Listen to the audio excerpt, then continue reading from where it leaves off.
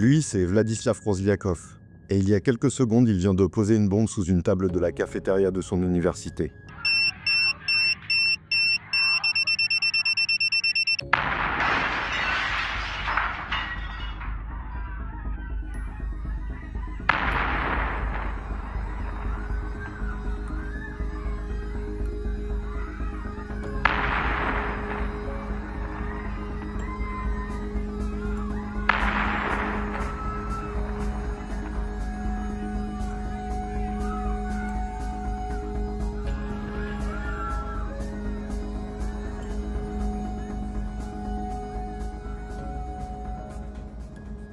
À cette heure-ci, la cafétéria est pleine d'élèves venus déjeuner, et cet acte sera le début d'une tuerie sans nom.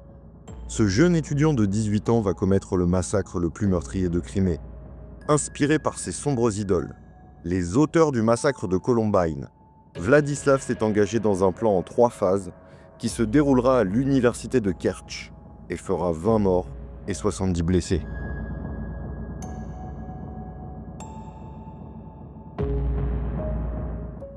Les tueries de masse sont des actes de violence extrême où plusieurs victimes sont ciblées, souvent en un seul événement et dans un laps de temps court. Ces attaques se produisent dans divers contextes: écoles, lieux publics, espaces religieux ou lieux de travail. Selon une étude menée par le Gun Violence Archive, les États-Unis enregistrent l'un des taux les plus élevés de tueries de masse dans le monde.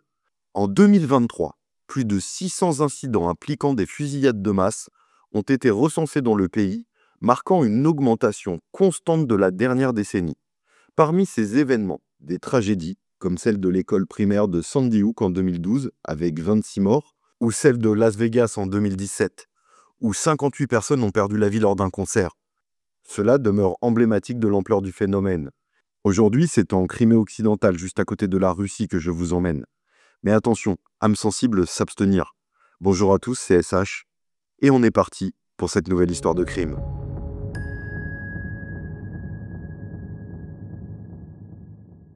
La Crimée est une péninsule située au bord de la mer Noire, marquée par une histoire complexe et des tensions géopolitiques persistantes. Longtemps une partie intégrante de l'Ukraine après la dissolution de l'Union soviétique en 1991, elle fut annexée par la Russie en 2014. Un acte qui a suscité une condamnation internationale et exacerbé les divisions politiques. Ce contexte tendu a eu un impact significatif sur la région, influençant à la fois la vie quotidienne de ses habitants et les infrastructures locales. Autant vous dire que je ne vous recommanderais pas l'endroit pour des vacances. Depuis son annexion, la Crimée est devenue un territoire hautement militarisé et les politiques russes y dominent. Le sentiment de marginalisation économique et sociale y est palpable, notamment parmi les jeunes qui peinent à envisager un avenir dans une région isolée et appauvrie. Ces conditions difficiles ont contribué à un climat de désespoir, particulièrement chez les individus comme Vladislav Rozliakov, pour qui les perspectives étaient limitées. Située dans la ville portuaire de Kertch, à l'est de la Crimée, l'Université Polytechnique est un établissement de taille moyenne, offrant principalement des formations techniques et professionnelles. Avant le massacre, elle était perçue comme un lieu ordinaire où des étudiants issus des milieux modestes venaient apprendre des métiers pratiques pour s'intégrer au marché du travail local. Le campus se compose de plusieurs bâtiments modestes, avec des salles de classe, des laboratoires techniques, une bibliothèque et des infrastructures communes comme la cafétéria. Cependant, malgré une apparence fonctionnelle, l'université souffrait de manque de financement et d'un environnement éducatif austère. Ces lacunes reflètent la situation économique générale de la région. Le jour de l'attaque, les mesures de sécurité à l'entrée de l'université incluaient des détecteurs de métaux, mais ceux-ci étaient mal surveillés, ce qui a permis à Vladislav Rozliakov d'entrer avec son arsenal. Cet échec de la sécurité a d'ailleurs été vivement critiqué après l'attaque, poussant les autorités à renforcer les contrôles dans les établissements scolaires de la région. Mais qui est cet étudiant qui s'est transformé en monstre? Cet étudiant nommé Vladislav, qui pendant 2 semaines avant le drame ne parlait déjà plus à personne. Pas un seul mot. Ses camarades de classe étaient quelque peu inquiets, mais ne trouvaient pas cela trop inhabituel. Il avait toujours été introverti et solitaire, sans amis, et il maintenait une relation distante avec les autres. Cependant, ces dernières semaines, il semblait encore plus isolé, comme si son esprit était préoccupé par autre chose. Un plan sombre et soigneusement calculé peut-être, connu de lui seul? C'est ce que l'avenir nous confirmera. Bien qu'il n'ait jamais été une personne ouverte, il y avait quelque chose de différent dans son silence. Ce silence était-il dû à un passé sombre et une enfance marquée par la violence? Né le 2 mai 2000, Vladislav a grandi dans une famille dysfonctionnelle. Son père, Igor, est un ancien militaire. Il était connu pour être violent, instable, alcoolique et avait été arrêté pour des menaces de mort. En effet, il avait menacé ses voisins avec une épée. Clairement, un mec sympa ce Igor. Vlad et sa mère, Galina, vivaient sous le joug de cet homme jusqu'à ce qu'elle décide de partir, emmenant Vlad avec elle. Ils s'installèrent dans un appartement délabré. Même si Rozliakov avait pu échapper à la maltraitance, il est fort probable que les cicatrices psychologiques laissées par son père restaient gravées en lui. Très jeune d'ailleurs, Vladislav montrait des signes troublants. Les voisins rapportèrent des incidents où il s'amusait à torturer des chats, riant alors qu'il tentait de les tuer. Ces actes alarmants furent ignorés, et aucune évaluation psychiatrique n'eut lieu. Avec le temps, Vlad se replia sur lui-même, s'éloignant des autres enfants qui le qualifiaient de dangereux, ce que l'on peut comprendre. Revenons une semaine avant l'attaque. Une vidéo troublante de Vladislav avait été enregistrée en classe. Certains disent qu'il avait prévu de mener le massacre ce jour-là, mais qu'il n'en avait pas eu le courage. Dans la vidéo, on le voit porter les mêmes vêtements qu'il portera le jour de l'attaque. Non par coïncidence, je pense, mais avec une intention délibérée, car ces vêtements ressemblent fortement à ceux portés par son idole Eric Harris lors du massacre de Columbine. Mais encore plus troublantes sont les histoires qui circulent dans l'université sur son compte. Des récits de ses camarades de classe sur des échanges inquiétants qu'ils avaient eus avec lui. Le premier fait inquiétant a eu lieu durant un cours de philosophie. Alors que tout le monde participait activement, Vladislav restait silencieux, simplement en train d'observer. Soudain, il a levé la main et a dit d'une voix claire et glaçante : « L'humanité ne mérite pas de vivre. Le monde irait mieux sans autant de gens. » Un frisson a parcouru la salle et un silence s'est abattu sur les élèves. Des regards se sont échangés, mais personne ne savait comment lui répondre. Le deuxième témoignage vient d'un camarade de classe qui se rappelle un moment troublant. Un jour, il a croisé Vladislav dans un cybercafé qui regardait des vidéos sur des massacres scolaires. Quand il lui a demandé pourquoi il regardait de telles choses, Vladislav a répondu froidement : « Je suis juste intéressé par la façon dont ces gens pensaient », parlant des auteurs de la tuerie de Columbine. À mesure que Vladislav se détachait psychologiquement de son environnement, il plongeait plus profondément dans le monde numérique et dans des histoires de crimes. Là, il a trouvé quelque chose qui a alimenté sa partie sombre, le massacre de Columbine, une tuerie scolaire perpétrée par 2 étudiants qui, fatigués de la façon injuste dont la vie les avait traités, ont pris la vie de 24 personnes avant de mettre fin à la leur. Cela n'a pas seulement fasciné Vladislav, mais ça l'a obsédé. Chaque détail de l'attaque de 1999 est devenu un sujet d'étude passionnant pour lui. Il ne voyait pas les auteurs Eric Harris et Dylan Klebold comme de simples criminels, mais comme des figures mythiques qui avaient défié un monde qui les avait rejetés. À travers des vidéos et des forums, Vladislav absorbait chaque détail de l'attaque, transformant son admiration en un plan méticuleux. Vladislav les voyait non seulement pas comme des criminels, mais comme des exemples. Comme lui, ils avaient été marginalisés, harcelés et rejetés, et surtout, il cherchait la même vengeance sur la société qu'il désirait lui aussi désormais. Personne n'aurait pu prédire qu'après des semaines de silence, Vladislav préparait quelque chose de similaire. Une attaque qui, dans son esprit, reflèterait non seulement la haine qu'il ressentait envers le monde, mais recréerait également l'enfer que Columbine avait déchaîné des années auparavant. La nuit avant l'attaque, Vladislav était d'un calme inquiétant lorsqu'il s'est rendu dans une armurerie. Il n'avait que 18 ans, mais il avait réussi à acquérir légalement un fusil à pompe ainsi que plus de 150 munitions. Inspiré par ses idoles de Columbine, son plan allait bien au-delà d'une simple fusillade.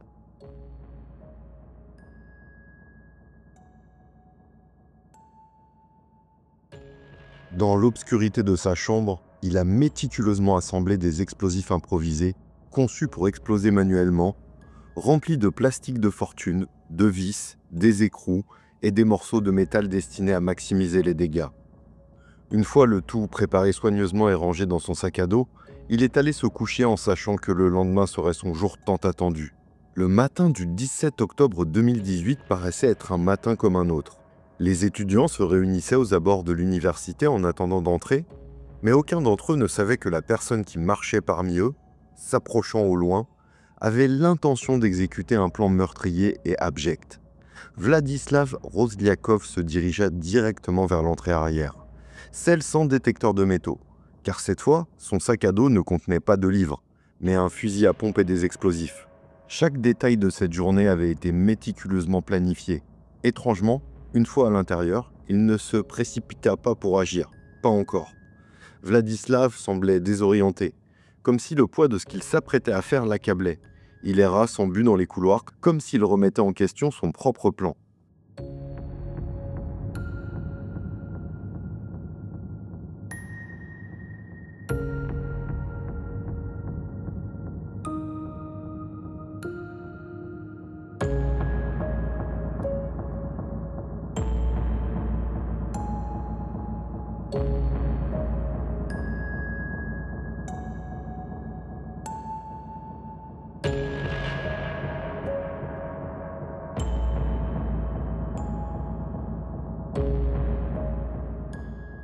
Finalement, il s'arrêta près de la cafétéria, il s'assit, posa son sac à dos par terre et attendit pendant 7 longues minutes.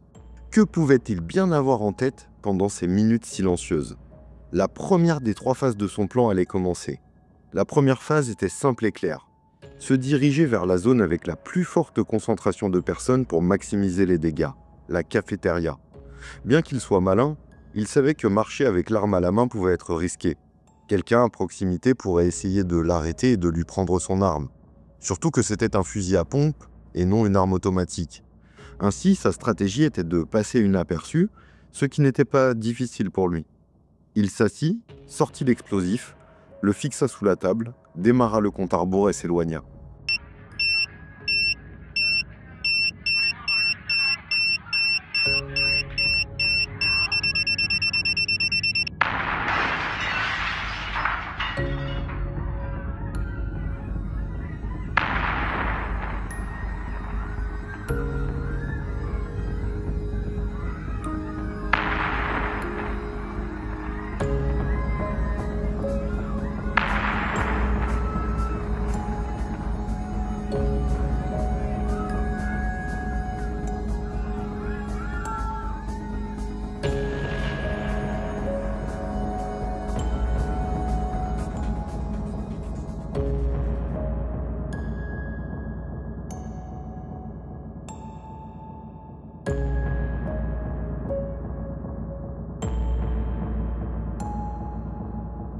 La fumée flottait dans l'air.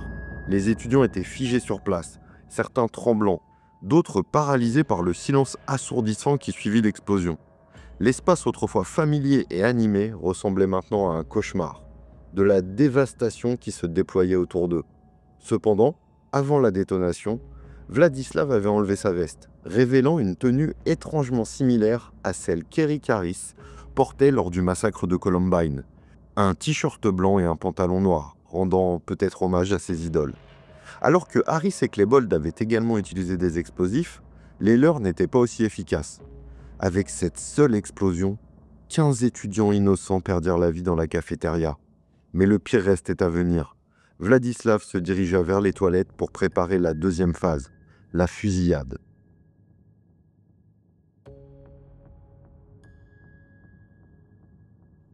Tous ceux qui erraient encore dans les couloirs, tous ceux qui étaient encore en vie, n'avaient que quelques secondes pour fuir. S'ils ne le faisaient pas, ils allaient bientôt rejoindre la liste des victimes du tueur fou. Il ne fallut pas longtemps pour que Vladislav trouve sa première victime, son propre professeur, Moineau Alexander.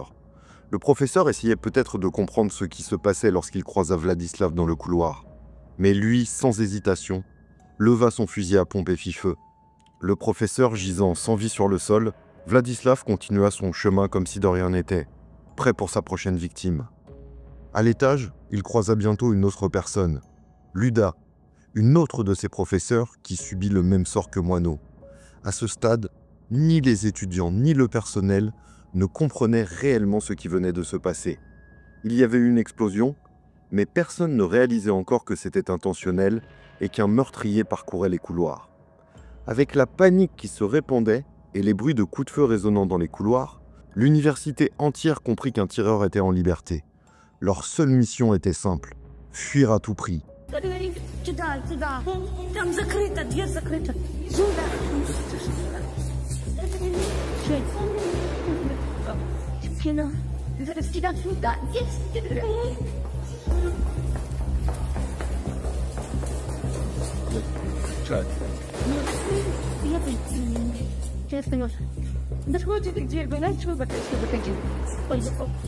Кто сказал выходить?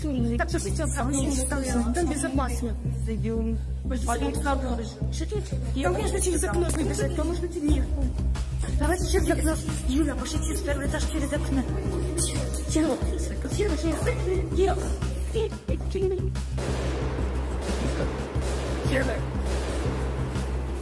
Ты не можешь.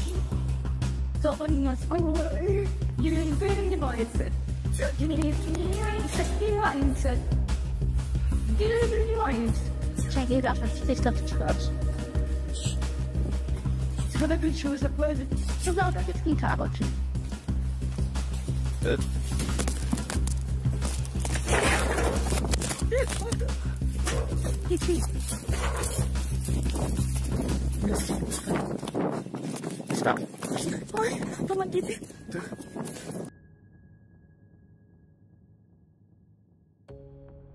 Bien que dans la vidéo, certains étudiants et enseignants aient réussi à s'échapper, ils faisaient partie des exceptions. 2 élèves de 16 ans, Christina et Vita, meilleures amies depuis l'enfance, n'eurent pas cette chance. Dans leur tentative désespérée de fuir, elles pensaient être en sécurité, certaines qu'elles n'allaient pas croiser le tueur en passant par l'arrière de l'université. Mais le destin en décida autrement.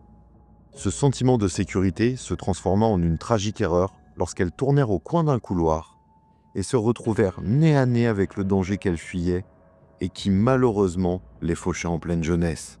À ce stade, Vladislav avait déjà pris la vie de 20 personnes et blessé 70 autres. Il savait que les services d'urgence avaient été alertés et étaient en route pour l'université. Mais avant de passer à la 3e phase, Vladislav s'arrêta. Au lieu de prendre la fuite rapidement des lieux du crime, il choisit de faire une dernière promenade à travers les couloirs désormais vides de l'université. Il erra lentement dans les salles de classe et les couloirs qui avaient autrefois fait partie de sa routine quotidienne, mais qui semblaient maintenant fantomatiques. Que pouvait-il bien penser dans ces derniers moments? C'était le moment de commencer la 3e phase de son plan. Les héros de Vladislav, les auteurs du massacre de Columbine, avaient mis fin à leur jour dans la bibliothèque de leur école. Suivant leurs traces, Vladislav se dirigea vers la bibliothèque, déterminé à conclure son plan brutal et mit fin à ses jours. Rendons un instant hommage aux victimes de ce monstre.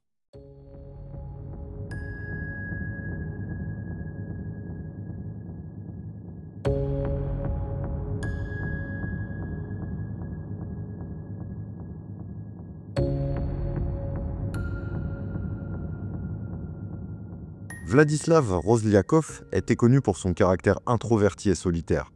Ses camarades de classe avaient remarqué une détérioration de son comportement dans les semaines précédant l'attaque. Marqué par un isolement accru et des déclarations inquiétantes. Il exprimait une fascination pour les auteurs du massacre de Columbine, Eric Harris et Dylan Klebold, qu'il considérait comme des figures mythiques ayant défié un monde qui les avait rejetés. Cette obsession l'a conduit à élaborer un plan méticuleux pour reproduire une attaque similaire. Les autorités russes ont initialement qualifié l'événement d'acte terroriste, avant de le reclasser en meurtre de masse. Les médias russes, eux, ont comparé l'attaque à celle de Columbine, la qualifiant de Columbine russe. Cette comparaison a suscité des débats sur l'influence des cultures occidentales et des médias sur les jeunes en Russie.